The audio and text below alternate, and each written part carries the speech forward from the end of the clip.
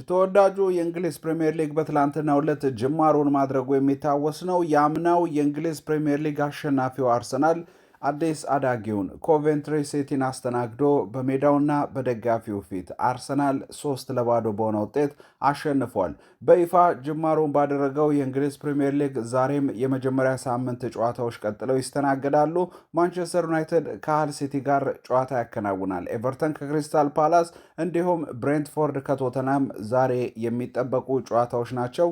ስለነዚህ ጨዋታዎች የተወሰኑ መረጃዎችን ወደ እናንተ አደርሳለሁኝ። የጣሊያን ሴሪአ፣ የጀርመን ቡንደስሊጋ፣ የስፔን ላሊጋ እንዲሁም የፈረንሳይ ሊግ ጨዋታዎች ይከናወናሉ። የተለያዩ የዝውውር ወሬዎችም እየተደመጡ ይገኛሉ። ማንቸስተር ዩናይትድ የካርሎስ ባሌባን ዝውውር በትላንትናው ዕለት እንዳጠናቀቀ መረጃዎች ወጥተዋል። ሄርዌጎ ሲል ፋብሪዚዮ ሮማኖም ዘግበውታል። ዩናይትዶች አሁን ትኩረታቸውን የግራ መስመሩን ማጠናከር ላይ ማድረጋቸውን የተመለከተ መረጃ ወጥቷል። ስለዚህ ጉዳይም መረጃ ወደ እናንተ እናደርሳለን። ሊቨርፑል የሪያል ማድሪዱን ተጫዋች ኤንድሪክን ለማስፈረም ጥረት እያደረገ ይገኛል። ኤንድሪክ ብራዚላዊ ተጫዋች በሪያል ማድሪድ ቤት ውስጥ የሚቆይ አይመስልም። በዚህ የክረምቱ የተጫዋቾች የዝውውር ገበያ ክለቡን መልቀቁ አይቀርም እየተባለ ይገኛል። ይህንን የተመለከተ መረጃም ወደ እናንተ አደርሳለሁኝ። ሮድሪን ወደ ባርሴሎና የሸኘው ማንቸስተር ሲቲ የአማካይ ክፍሉ ላይ የባርሴሎናውን ተጫዋች ፍራንኪ ዲዮንግን ለማስፈረም ሙከራ እያደረገ እንደሚገኝ መረጃ ወጥቷል። ፍራንኪ ዲዮንግ ጉዳት ላይ ነው የሚገኘው። ይሁንና ግን ይህንን ተጫዋች ማንቸስተር ሲቲዎች ለማስፈረም ሙከራ እያደረጉ እንደሚገኝ መረጃ ወጥቷል። በሌላ መረጃ ደግሞ አትሌቲኮ ማድሪድ የቼልሲውን ተጫዋች ኒኮላስ ጃክሰንን ለማስፈረም ከቼልሲ ኃላፊዎች ጋር ንግግር ለማድረግ ወደ ለንደን ተወካዮችን መላኩን የተመለከተ መረጃ ወጥቷል። ኒኮላስ ጃክሰን ከቼልሲ ቤት ያለምንም ጥርጥር በዚህ የተጫዋቾች የዝውውር ገበያ ሊለቅ እንደሚችል መረጃዎች ወጥቷል። እኚህንና ሌሎች የዝውውር መረጃዎችን የተመለከቱ ጉዳዮችን ወደ እናንተ አደርሳለሁኝ። በቅድሚያም የእንግሊዝ ፕሪምየር ሊግን የተመለከተ መረጃ ወደ እናንተ ላድረስ። ትላንትና ጅማሮን ባደረገው የእንግሊዝ ፕሪምየር ሊግ ጨዋታ አርሰናል ኤሚሬትስ ስታዲየም ላይ የፍራንክ ላምፓርዱን ኮቬንትሪ ሲቲን አስተናግዶ 3-0 በሆነ ውጤት አሸንፏል።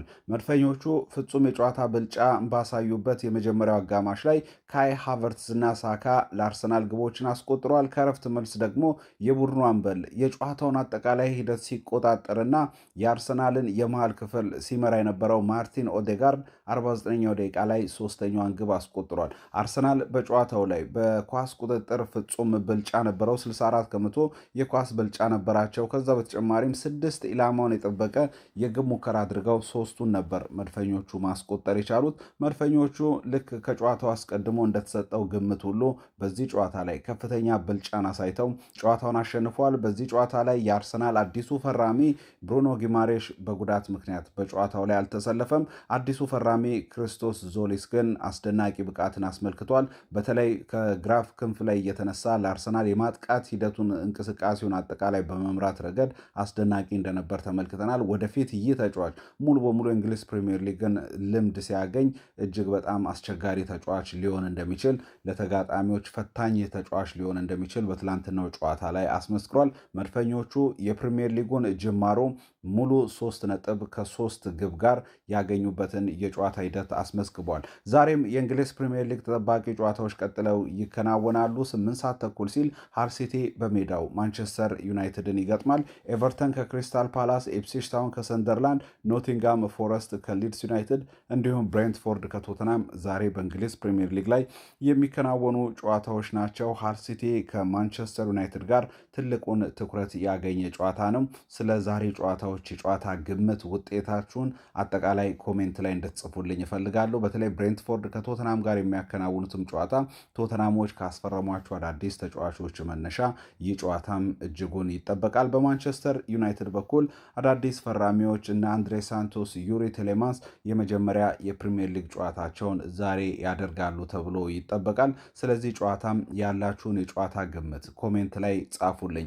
በስፔን ላሊጋም ዛሬ ተጠባቂ ጨዋታዎች ቀጥለው ይከናወናሉ።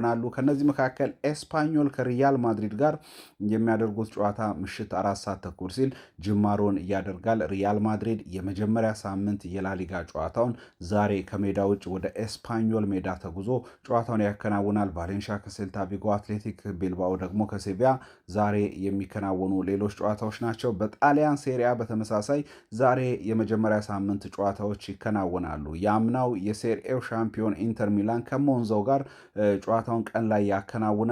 ጄኖዋ ከናፖሊ፣ ኡድኒዜ ከኮሞ፣ ፓርማ ከካግላሪ ዛሬ የሚከናወኑ የጣሊያን ሴሪኤ ጨዋታዎች ናቸው። በአጫጭር የዝውውር መረጃዎችን ወደ እናንተ ለማድረስ ያክል ማንቸስተር ዩናይትድ በትላንትናው ዕለት የካርሎስ ባሌባን ዝውውር ሙሉ በሙሉ ማጠናቀቁን የተመለከተ መረጃ ወጥቷል። ፋብሪዚዮ ሮማኖ ዘ አትሌቲክን ጨምሮ በርካቶች ይህንን መረጃ ይፋ አድርገውታል።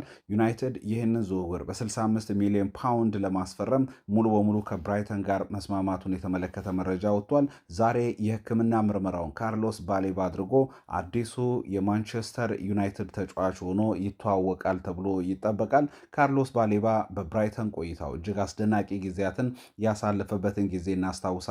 አምና ከጉዳትና ከአቋም መውረድ ጋር ተያይዞ የታሰበለትን ያክል ብቃት ማሳየት ባይችልም ከዛ በፊት በነበረው የውድድር ዓመት ግን ካርሎስ ባሌባ እጅግ አስደናቂ ተጫዋች እንደነበር የምናስታውሰው ነው። በሌላ የዝውውር ዜና ሊቨርፑል የሪያል ማድሪዱን የፊት መስመር ተጫዋች ኤንድሪክን ለማስፈረም ጥረት እያደረገ እንደሚገኝ መረጃዎች ወጥቷል። ኤንድሪክ በሪያል ማድሪድ ቤት ውስጥ የታሰበለትን ያክል ስኬታማ ጊዜን ማሳለፍ አልቻልም።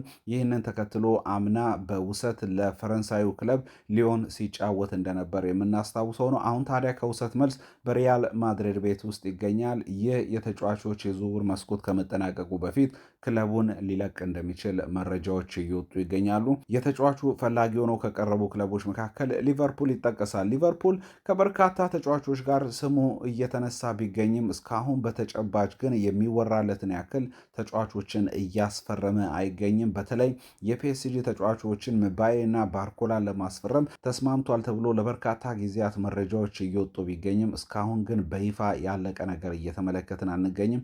አሁን የሪያል ማድሪዱን ተጫዋች ኤንድሪክን ለማስፈረም ቀዮቹ ፍላጎት አሳይቷል። ኤንድሪክ ከግራ መስመር እየተነሳ መጫወት ይችላል። በ9 ቁጥር ሚናም መሰለፍ የሚችል ተጫዋች ነው እና ይህንን ተጫዋች ለማግኘት ሊቨርፑሎች ጥረት እያደረጉ እንደሚገኝ መረጃዎች ወጥተዋል። በሌላ የዝውውር ዜና የቼልሲውን ተጫዋች ኒኮላስ ጃክሰንን ለማስፈረም አትሌቲኮ ማድሪዶች ፍላጎት አሳይተዋል። አትሌቲኮ ማድሪዶች የክለባቸውን ተወካዮች ወደ ለንደን ልከው ከቼልሲ አመራሮች ጋር ውይይት ማድረግ መጀመራቸውን የተመለከተ መረጃ ወጥቷል። ኒኮላስ ጃክሰንን ከአትሌቲኮ ማድሪድ በተጨማሪ አስቶን ቪላም ለማስፈረም ጥረት እያደረገ ይገኛል። ይህ ተጫዋች አምና በውሰት ውል ለጀርመን ቡንደስሊጋው ክለብ ባየር ሙኒክ ሲጫወት እንደነበር የምናስታውሰው ነው። አሁን ወደ ቼልሲ ተመልሶ የክረምት የዝግጅት ጊዜውን ከቼልሲ ጋር አሳልፏል። በቼልሲ የዋናው ቡድን ውስጥ ከማይፈለጉ ተጫዋቾች መካከል አንደኛው ኒኮላስ ጃክሰን እንደሆነ የሚታወስ ነው። አሁን ክለቡን ሊለቅ ከጫፍ ላይ ደርሷል። በቀጣይ መዳረሻው የትኛው ክለብ ሊሆን ይችላል የሚለው ነው እየተጠበቀ የሚገኘው። አትሌቲኮ ማድሪድ የዩሊያን አልቫሬዝ ምትክ አድርገው ወደ ዋንዳ ሜትሮፖሊታኖ ስታዲየም ለማምጣት ፍላጎት አላቸው። በነገራችን ላይ የዩሊያን አልቫሬዝ ክለቡን የመልቀቁ ጉዳይ የማይቀር ነው የሚመስለው። ተጫዋቹ በአትሌቲኮ ማድሪድ የመቆየት ምንም አይነት ፍላጎት የለውም። ማንቸስተር ሲቲ ፍራንኪ ዲዮንግን ከባርሴሎና ለማስፈረም ከፍተኛ ጥረት እያደረገ እንደሚገኝ መረጃዎች ወጥቷል። ፍራንኪ ዲዮንግ በባርሴሎና ቤት ውስጥ አስደናቂ ጊዜን ያሳለፈ ተጫዋች ነው። ምንም እንኳን ጉዳት በተደጋጋሚ ቢያስቸግረውም ይህንን ተጫዋች ለማስፈረም ሲቲዎች ፍላጎት አላቸው። እንደሚታወሰው ሲቲ የአማካይ ክፍል አስደናቂውን ተጫዋች ሮድሪን የ2024 የባሎን ዲዮር አሸናፊውን ሮድሪን ወደ ባርሴሎና መልቀቃቸው የሚታወስ ነው። ይህንን ተከትሎ የአማካይ ስፍራቸውን ሲቲዎች ማጠናከር ይፈልጋሉ። ፍራንኪ ዲዮንግ ላይ ትኩረት ማድረጋቸውን የተመለከተ መረጃ ወጥቷል። ባርሴሎና በተደጋጋሚ ጉዳት ማስተናገዱን ተከትሎ በፍራንኪ ዲዮንግ ላይ ያላቸው እምነት አሁን ላይ ቀንሷል ተብሏል። ይህንን ተከትሎ ክለቡን እንዲለቅ ይፈልጋሉ።